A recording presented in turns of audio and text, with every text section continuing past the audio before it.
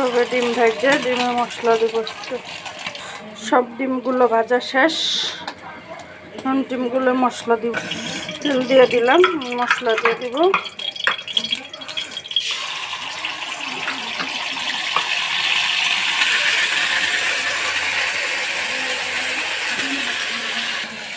হলুদ দিয়ে দিলাম, লবণ দিয়ে দিলাম। ভালো করে কষাবো।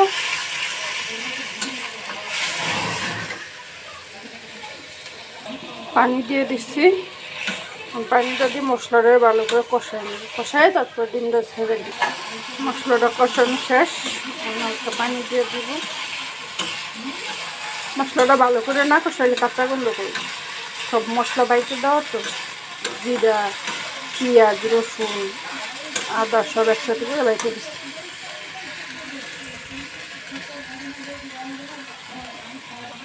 পানি দিয়ে দিলাম। শেষ হয়ে যাবে। ডিমটা দিয়ে দিব। এখন পানি ডিমের কালারটা কত সুন্দর আসছে।